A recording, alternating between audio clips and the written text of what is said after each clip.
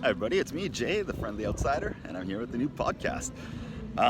You can now find us on Google Play Podcasts, on Apple Podcasts, on Pocket Cast Podcasts, on Stitcher Podcasts, as well as Spotify podcasts. So if you listen to podcasts, generally wherever you listen to podcasts is where you should be able to find us.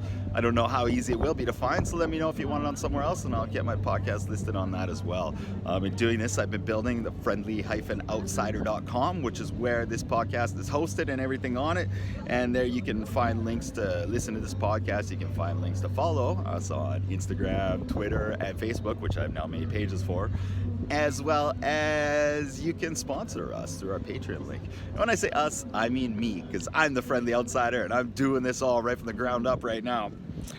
So I wanted to talk a bit today about what this podcast is, and there's a bunch of things, because I think some of you are probably listening because you're my friends and you know me and you want to potentially support me, and you know what? I love that. I love all my friends, but you don't have to. I won't be offended if it's not your thing. So I want to kind of be clear on what it is, but I also want people who are interested in finding it to have an idea of what they can find on this podcast. So I've done a bit of background. I did the story so far was my last podcast, which kind of led to where I am at in my life right now, which is kind of stuck in Vancouver to some degree, although I'm not actually stuck here. Vancouver, as you can see behind me, is a beautiful place. Or for you listeners, you're just going to have to take my word for it.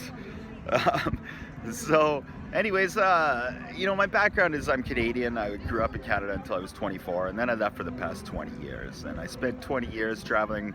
Well, I lived in Asia, in Japan for 17 years, and I lived in Australia for about 3 years. But I also did a bunch of traveling around Asia. I spent a bunch of time in China and a few other countries as well. And I've seen a lot of the world, and I've dealt with a lot of expats and people from different countries. And it's given me a bit of a different perspective on life. I have, I think, one of these great Canadian values that I'm proud to be Canadian, and for those looking on the video, you'll even see it right above me right now.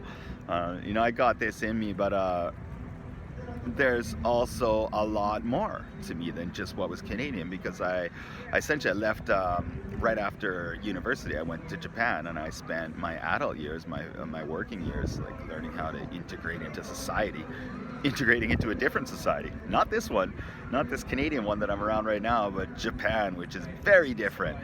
And and it's kind of like an extreme difference. So I really had to stretch my mind to be able to both understand in Japan, but then to be able to succeed at it, and to be able to, you really need to drop your expectations of what's right, what's wrong, what's normal, what's cultural, and what's not. And one of the things that makes me a person is I like to give examples that I think kind of help focus on the points I'm saying. And so I maybe have a good one for this right now.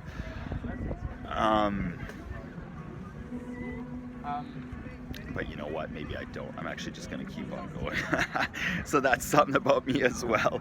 So, one of the things about having left Canada and grown up as an adult in Japan is that, I've always been very proud Canadian. I've always taken this on as part of my identity, and a very strong part of my identity, because I am proud of, and I feel we have a good image in the world, and I wanted to spread the values that have given us a good image, so as to feed back into that image, and also just to, spread my Canadian values. So it's a nice thing all around.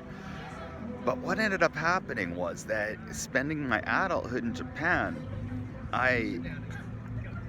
it's a weird thing. It's hard to explain, but to some degree I feel like the Canadian side of me got stunted at 24. It got cut off.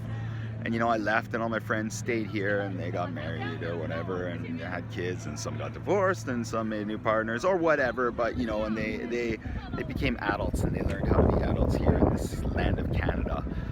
And I missed out on that, and I was doing it in a different way, and I learned different values and different things in that. But of course, I'm still Canadian, and of course, that's like my core values. So this has led me in recent years to have a bit of not an identity crisis, but an identity questioning, I guess would be the best way to say it. I've wondered, what exactly does this mean to be Canadian? And people would ask me questions about Canada, and it's 2020 now, so let's talk even like a year ago, 2019. People were like, what about Canada, or what about Japan? And so I could give an answer about Japan, but I haven't lived in Canada since the 90s, really. I left in 2000, but the last time I spent any regular time living in Canada was still the 90s.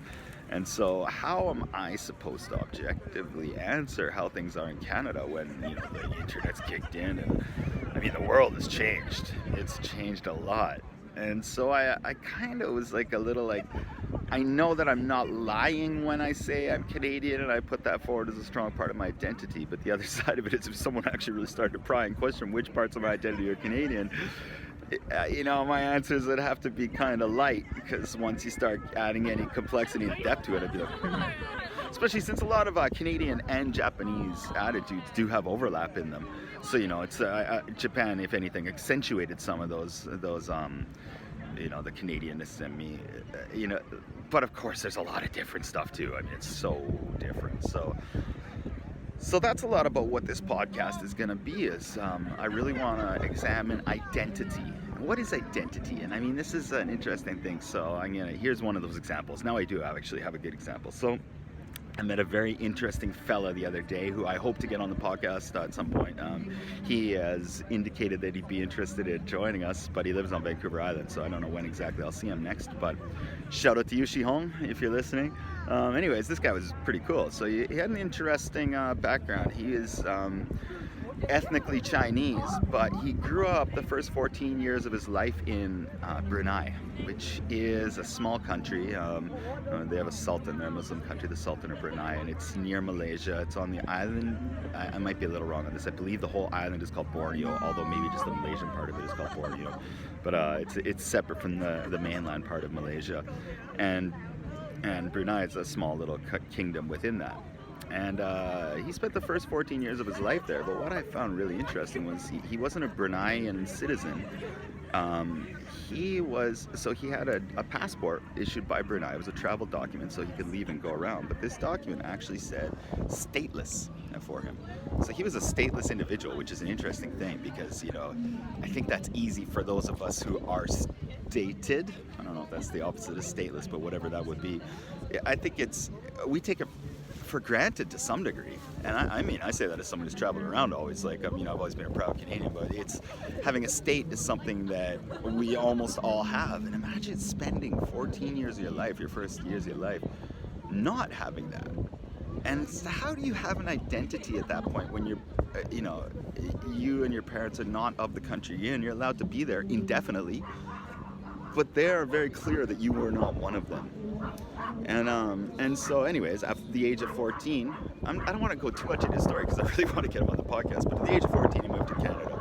And then between 14 and his age right now, which I won't say, but is of a similar one to mine, he spent a number of years living in other countries. He spent a few years in Japan, which is relevant to me, and then not even more years living in China. And he's got a really interesting perspective. And what was cool talking about him is I found like we really, both of us having lived in different countries and some of the similar countries, we our thought processes were quite similar in a lot of ways, I thought. But I asked him, I said, so do you feel Canadian? He hummed and hawed for a minute and he thought about it and he said, well, I like maple syrup.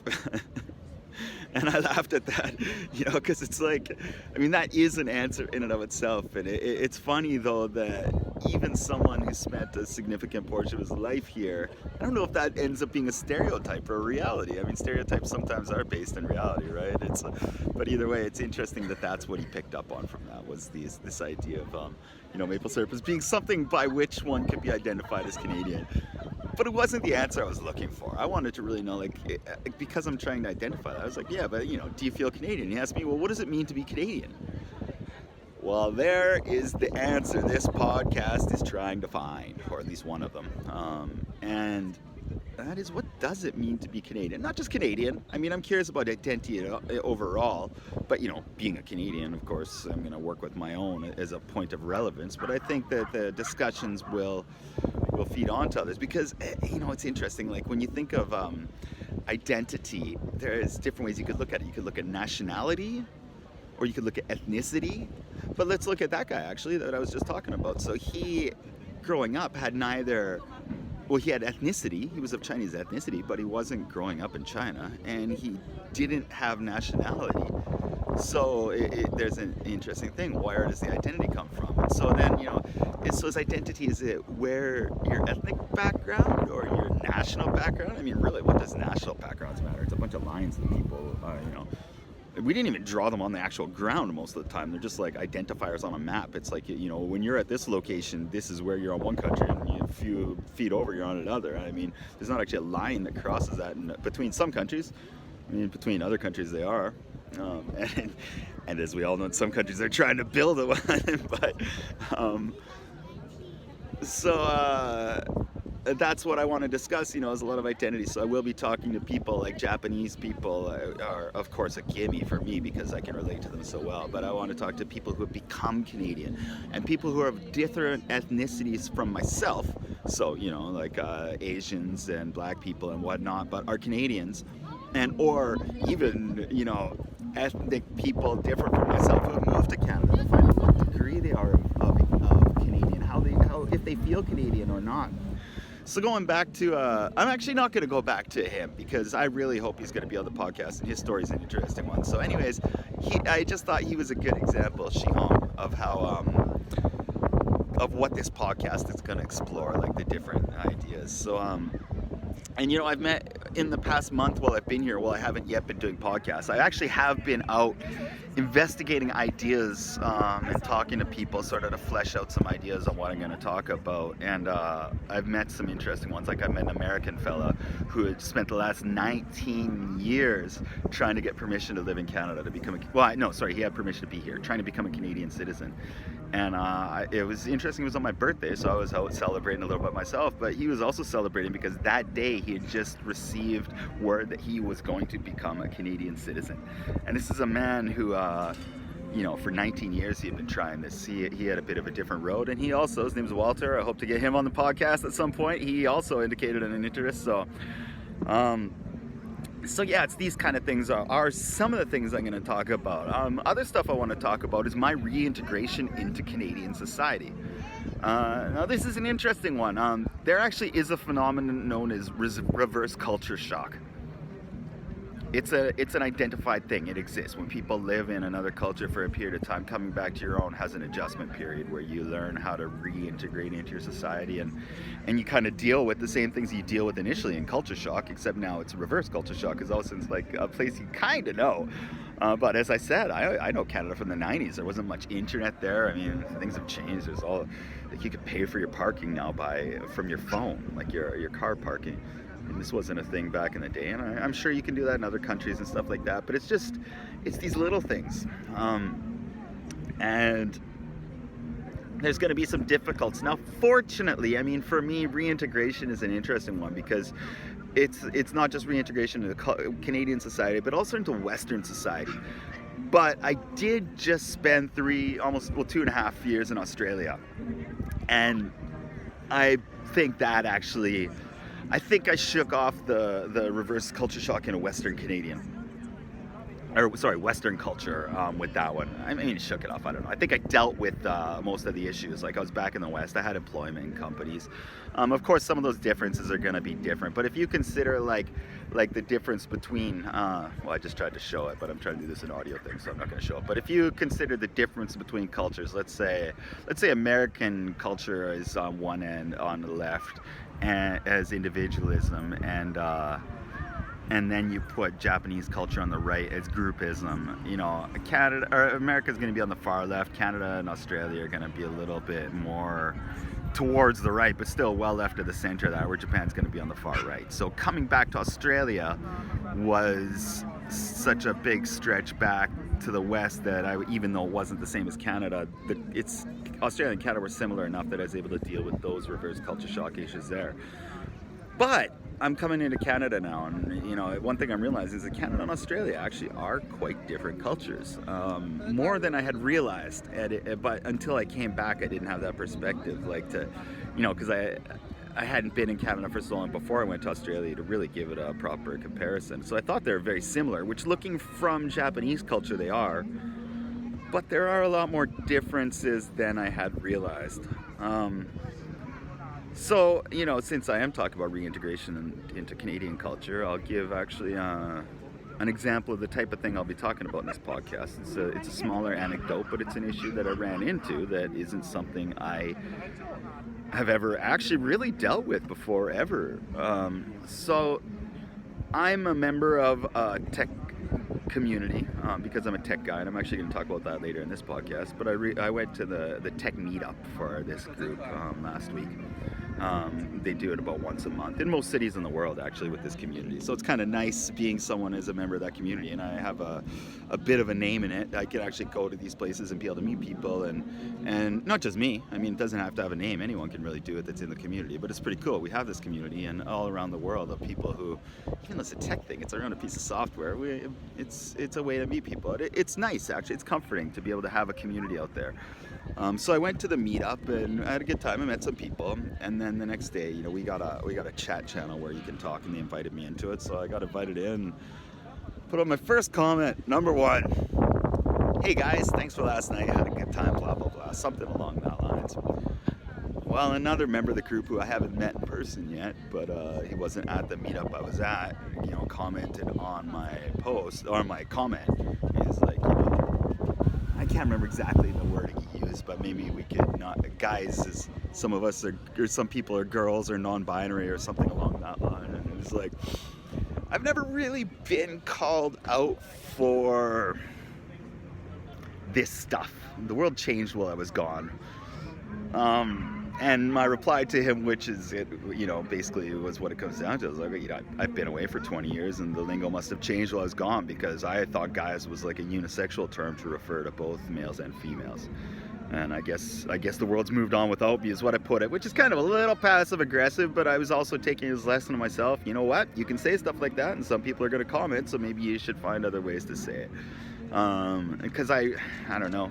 I mean, I don't really personally see the issue here, but it doesn't mean I can't model my behavior to make other people happy or whatever. And I think that's maybe part of the Japanese side of me, actually. Maybe it's Canadian, I don't really know. But either way, I put that down, and I just left it, and he made another couple comments afterwards, maybe trying to lighten it up a bit. I'm not really too sure, I don't know. It just, the thing was, he's like, let's make it more inclusive for the females and the non-binaries. I'm like, well, what about me? I mean, I came in and I said hello, and the first comment was giving me crap for something I'd said. It's like, don't I get to be welcomed as well? And I don't say that as a white man. I say that as a new member of the group. And so I actually felt quite put off, to be honest, but whatever. I mean, that's one person's thought, and I'll just avoid situations like that in the future by saying, hey folks, or something along that lines, or whatever. Maybe I can come up with a good Canadian term for that. But I do have to say, there actually only was one lady at the meetup the night I went, and she commented in reply to that and kind of supported me. She's like, I put my hand up as guys being non-gendered or whatever, something along that line, and kind of gave me a bit of support. And so but did it in a nice way, and she wasn't Canadian actually. But I was going to say that's a very Canadian. I think one thing I'm starting to realize is that we really do manage to have different opinions and still get along with each other, although she was from South Africa. But she's been here for a number of years, I think. I don't know. Getting off topic. The point is, I got called out, and that's a bit of culture shock for me. A bit of reverse culture shock. It's something I haven't dealt with. And so this podcast will talk about some stuff like that. That's a good example. And I'll just talk about what it's like to be around my people. It feels good to be amongst Canadians. And it's not that Canadians, I don't want to say it's not that Canadians are something special. They are something special to me, because I'm Canadian. And I think they're also something special to other people for different reasons, but the relativeness, or the relativity, what makes this relative at this moment is that I'm Canadian and I'm back home, and that's what this podcast is about. So I am feeling really good being around my people. So one of the things that led me to doing this podcast initially was supposed to be sort of a documentation to start with of my travels around Southeast Asia, which if you watched episode 1, the story so far, you'll understand that's not what this podcast is about anymore. But that was the original idea. But I've had some time to flesh it out, and I have a lot of ideas on society, on technology, because I'm a fairly high level tech guy. I won't go into that yet, although I'm going to talk a little bit about that later. But I am quite a tech guy. But I've got these cultural things from having lived in very different cultures and having different ideas on things. And I've got I was a scientist in university. I studied physics, and so I've got like a sort of physicist mind, and I've got different perspectives on things. And I think I'm a non-judgmental person. I try not to be, and I got validated by that by my cousin telling me the other day, "You're very non-judgmental." And so, shout out to Katie. I love that. So. This podcast, to some degree, I'm going to give my perspectives on current news or society or issues. Like, I actually would like to flesh out this talk about gendered talk a little further in a future podcast. I just wanted to relate that anecdote at that point, but that is something I think deserves a long talk, and many long talks with many people. You know, language always changes, it always has, and it always will. And we need to figure out how to deal with that as a society, and that's kind of one of the ideas I'd like to discuss here. And I also want to talk about personal growth.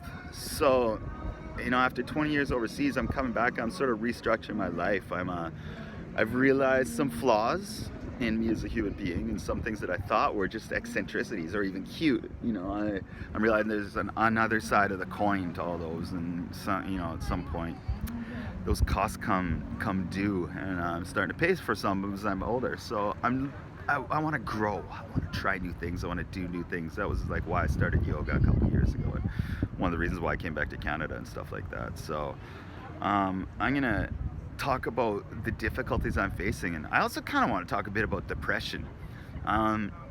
I went through a pretty rough time in Australia, and it gave me a new opening, and I realized how difficult it can be and how alone you can feel in the world, even if you have people around you sometimes. And so I want people to be able to listen and maybe, if possible, feel a little better about, not about themselves, but feel a little better that they're not alone, that, you know, it happens, it's a thing.